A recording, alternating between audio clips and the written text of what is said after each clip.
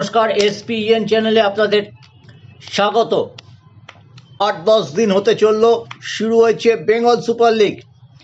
এর মধ্যে কিন্তু টুর্নামেন্ট প্রচণ্ডভাবে জমে উঠেছে। চমকপ্রদ রেজাল্ট হয়েছে বেঙ্গল সুপার লিগে।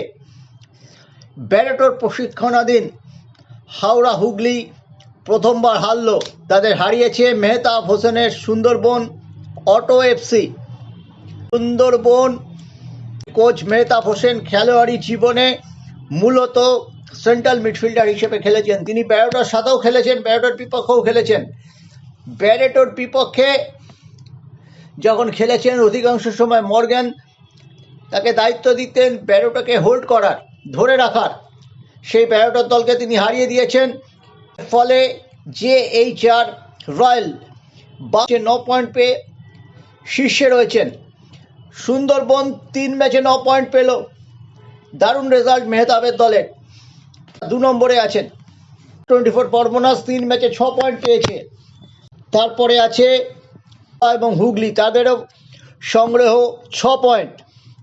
সব মিলিয়ে কিন্তু আস্তে আস্তে জমে উঠেছে এই খেলা।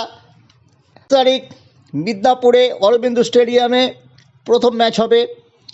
এফসি নিচের দিকে আছে, কিন্তু তারা ঘুরে দাঁড়ানোর সুযোগ রয়েছে তাদের সামনে। সব মিলিয়ে কিন্তু জমাট লিগ আমরা দেখতে চলেছি।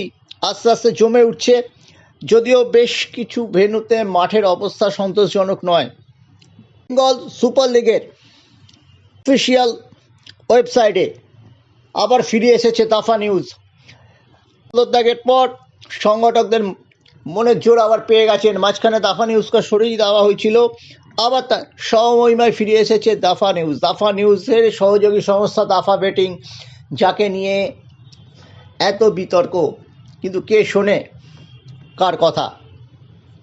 IFA পুরো সাচির কাছে কি নিজেদের আত্মসমর্পণ করলো, উঠছে প্রশ্ন। অজিত ব্যানার্জির সামনেই পদত্যাগী ক্রীড়ামন্ত্রী অরূপ বিশ্বাস নেতাজি ইন্ডোর স্টেডিয়ামে দাফা নিউজকে নিয়ে অসন্তোষ প্রকাশ করেছিলেন।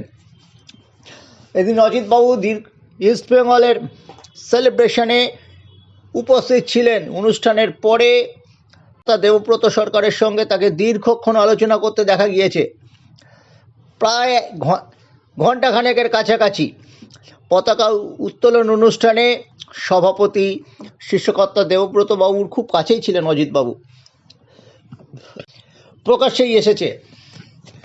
কিন্তু যদি বেঙ্গল সুপার লিগের কথা বলা হয়, আস্তে আস্তে টুর্নামেন্টটা গতি পাচ্ছে।